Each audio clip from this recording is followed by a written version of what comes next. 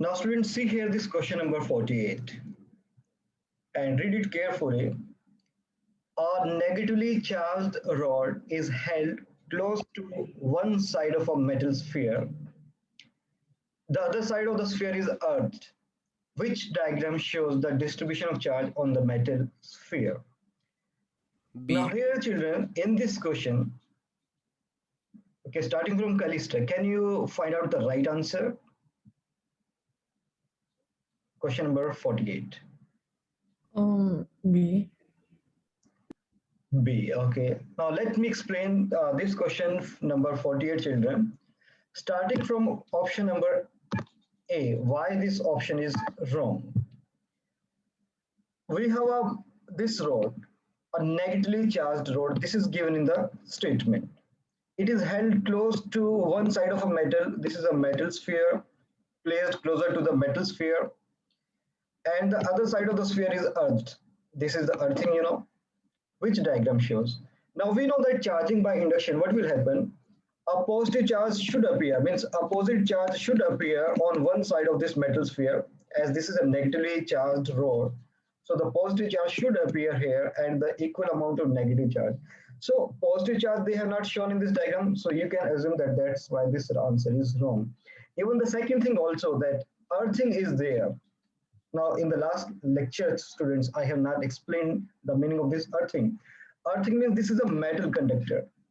It's a metal conductor, means one end of the metal conductor is touched with this metal sphere, and the other end of the same conductor is touched with ground. That is called the earthing. So earthing you can also do, even instead of using a conductor, if you touch the metal sphere with your finger, with your hand, so that is also called earthing, because the human body, it is also work like a conductor, that the charge can flow through our body. So now what will happen, if earthing is there, then the negative charge, means the electrons, which are the free charge carriers in a metal, they can flow towards the ground. And so that's why the option A is wrong. Let me move to the option number C, why this answer is wrong. Negative charge is there. Okay, that we can consider that positive charge should be there. Positive is there, but not equal amount of positive charge. The 4 positive charge should be there, as 4 negative charges are there. And on the other side, they have shown the positive charge, but this not happen. Opposite charge should appear on the other side of the metal sphere. That's why this option is also wrong. In option D, why this is wrong? This part, negative charge rod. This part is positive charge is there. Electrons are not there. Electrons are not there. Actually, that's what happens. Electrons should appear there, but as earthing is there, it means all the electrons are moved to the ground.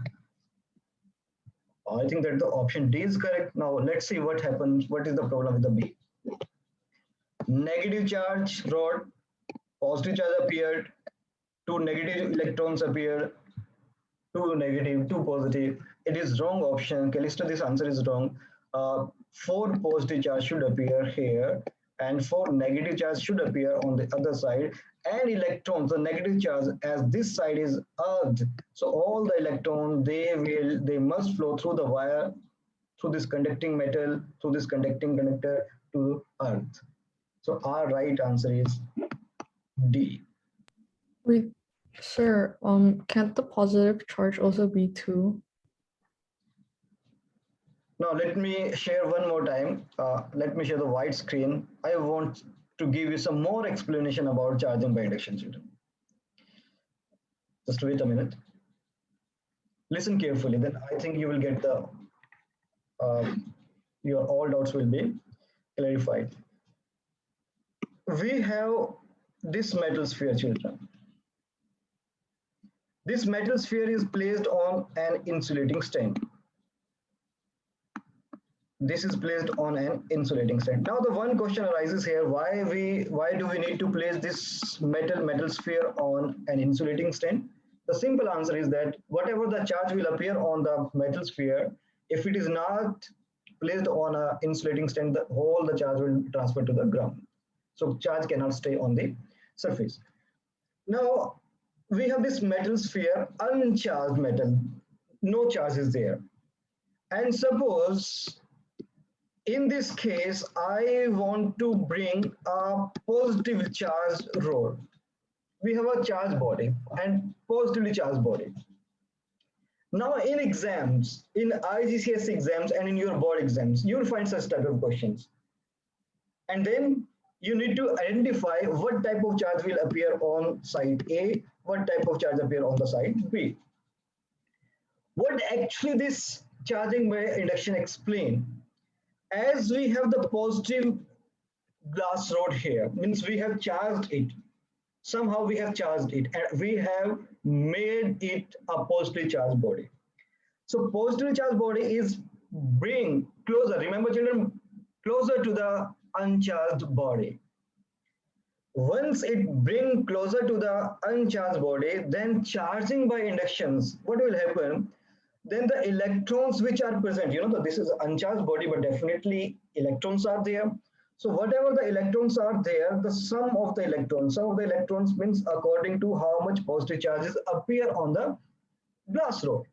So the same amount of negative charge appear on the left hand side. Left hand side means closer to the, again, let me take this is the glass rod, closer to the glass rod side.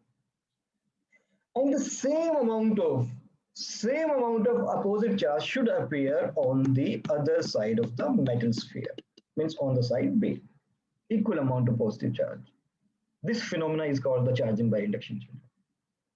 But still here, if you see conservation of charge, still 3 negative and 3 positive, if you combine, 0 means still the metal B, means metal, this uncharged metal, which was initially, now still it is neutral. Negative and positive charge are equal. Now the next step, children. Now the next step is I want to touch this metal with my finger. So I can't make my finger here. My drawing is not good. So instead of making a finger, or instead of making my hand, I have just touched it. Or this is, suppose this is a ground again. This is a grounding, earthing. Now in this case, as on the side B, positive charge is there and positive charge never move. This was the question asked by Callista. Positive charge never move because these positive charge always lie inside the nucleus. They are bound with, they are attracted, they are attracted by the strong nuclear force. They remain inside the nucleus.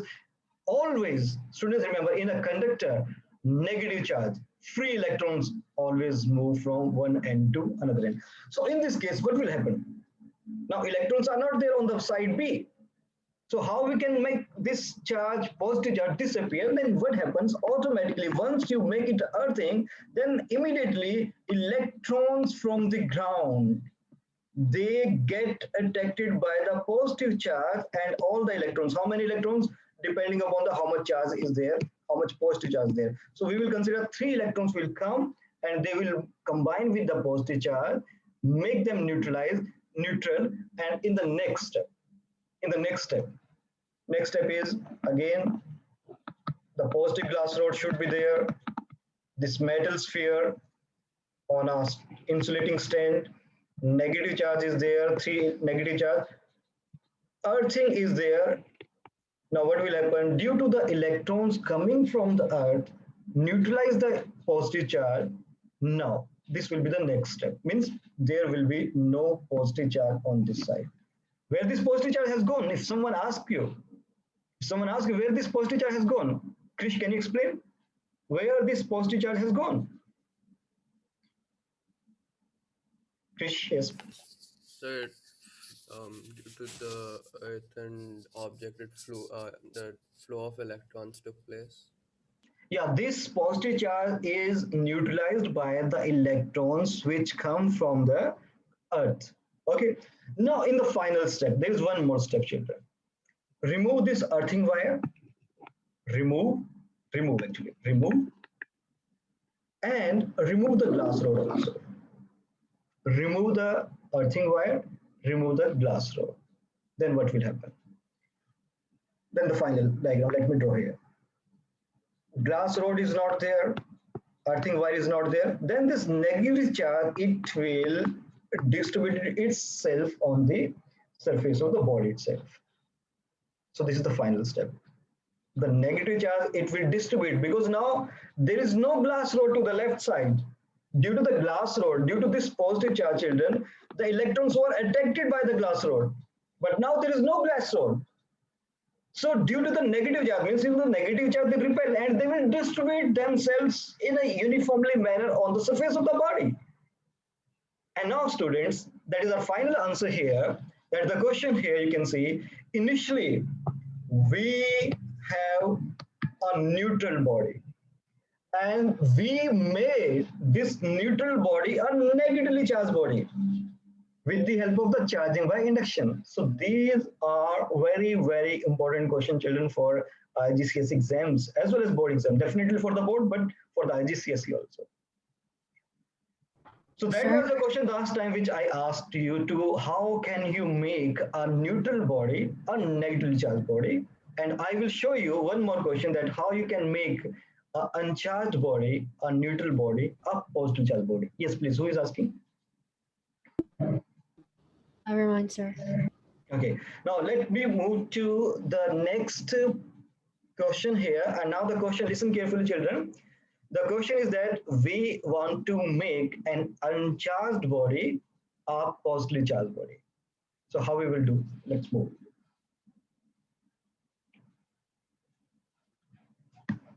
Again, I will take, this is our uncharged metal sphere. Again, the condition is the same, that this is placed on an insulating stand. On insulating stand. I'm not writing anything, but it is an insulating stand. The question is, we want to make this metal sphere positively charged body. Only the positive charge should be there. So now in exam, students, you have to, means when you practice, then you will get, if we want to make this uncharged metal sphere a positively charged body, so always you need to bring a positively charged body near to that. So now in this case, you need to bring a negatively charged body, a glass rod. Negatively charged body. Once I bring a negatively charged body near to this uncharged, due to induction, what will happen, children? Positive charge appear. Okay, now let me take the 4 negative charge. So 4 positive charge should be there. And what happens to the other side? Equal amount of negative charge should appear on the other side of the metal sphere. This is our first step. This will happen once you bring the negatively charged rod or negatively charged material. Next step. This is our first step, children. In next step, I'm doing in the same diagram, children. The next step is now you need to touch this conductor, means the other side of the conductor, with your finger. That is called the earthing. Earthing means that the unnecessarily charge or extra charge, that it should travel to the ground. Now what will happen here? In this case, electrons, they automatically, the electron means this negative charge, they will start traveling to the earth. So these electrons, they start moving towards the earth, and in earth, when the charge move to the earth, so no charge will remain on the other side of the metal sphere. So the next diagram, next case. So this is the step number 2, children. In exams, in your subjective exams, in your community exam, then you need to draw the diagram step by step. The next step will be, now for the next step I need to draw the diagram. Again, this metal, negative 4 negative charges, metal sphere on the insulating stand, and the positive charge are there for positive charges. Now as we have grounded it and electrons are moved, so there will be no electrons there in the third step. So this will be your third step. In the fourth step, children, fourth step, remove conducting wire. Let me write here, children. Remove conducting wire.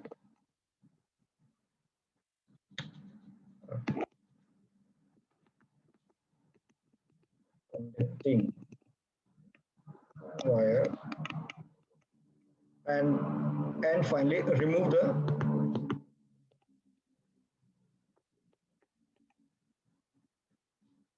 glass rod also. Remove the glass rod. You please remember this, the last step.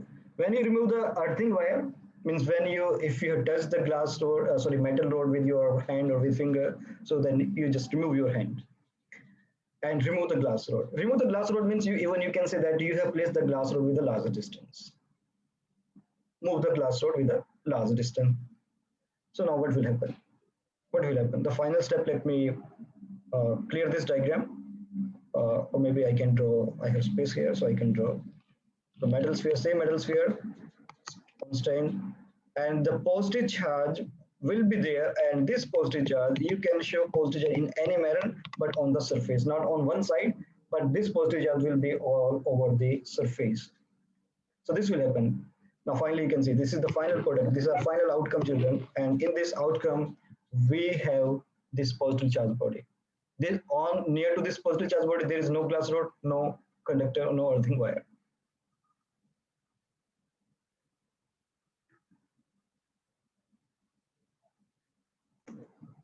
Now, students, our next topic is Coulomb's law. Coulomb's law is very, very important topic for grade 10 students. And before going to the Coulomb's law, I want to just give you some background information for the Coulomb's law. Now, in electrostatic students, forces are classified, as you are aware that in electrostatic, or maybe that the forces are classified into two categories: contact forces and non-contact forces.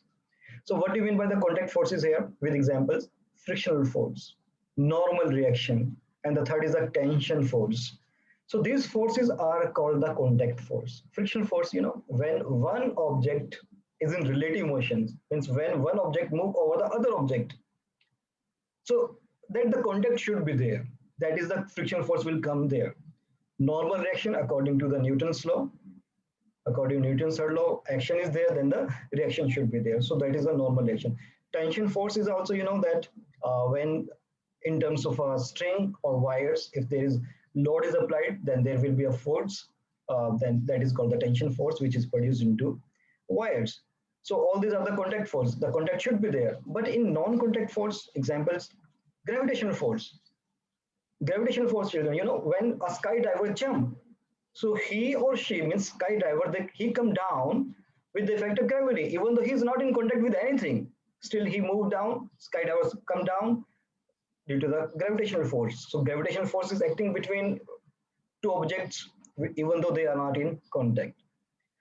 Another example of non-contact force, magnetic force.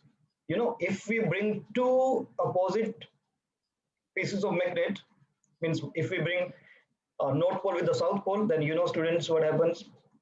Even they are not in contact, still they will attract with each other. That is the non-contact force. And the third example, there is only two examples are there. Then now see here, students, electrostatic force. What about the electrostatic force? Is this contact force or is this a non-contactual force? Any idea, children? Just guess. Electrostatic force will be contact force or non-contact force? Non. Non-contact, yeah. Now see here how this is. Electrostatic force is a non-contact force. Charges are, they are certain distance apart from each other, still they start attracting. Even though there is no contact in between them, still they attract. So this information was given by a French scientist named Charles Augustin de Coulomb, gave a law based on the electrostatic, and that law is called the Coulomb's law. Now we are going to explain, we are going to discuss about this very famous law, Coulomb's law. Now, why do we need of this Coulomb's law, students? Let me explain again. When we were talking about the properties of charges, then I told you what, that the same charge means the like charge, they repel, and opposite charge, they attract each other. So if they are repelling or they are attracting with each other, so it means there will be a force. There will be a force. And what will be the magnitude of that force by which the charges are they are attracting or repelling? So Coulomb was the scientist, he was the first scientist who explained that we can find the magnitude of the force of attraction or force of repulsion between two electrostatic charges. So what is the law here? Now see the definition, children. It states that the force of attraction or repulsion. Attraction, repulsion, what is there, students? Because depending upon the properties of the charge, if the both are positive, repulsive force. One of positive, other is negative, attractive force. At rest is directly proportional to the product of the magnitude of the charges and inversely proportional to the square of the distance. These are the two important things. He explained the Coulomb's law that the Coulomb's force of attraction and repulsion, it depends on the two factors. What are these two factors? This force is directly proportional to the product of the two charges. What are these two charges? Suppose the Q1 charge, let me annotate. Q1 charge is placed here, Q2 charge is placed here, and there is a certain distance between them, and that distance is smaller. So force of attraction and repulsion will be directly proportional to the product of the charges. Means higher the magnitude of the charges, force of repulsion and attraction will be higher. Suppose if I take this positive charge, if I take this negative charge, then the nature of force will be attractive. It will be attractive in nature. But if I take the both are positive charge or both are negative charge, then the nature of the force will be repulsive. The nature of the force will be repulsive. There is another factor, and what is that factor? That is the distance.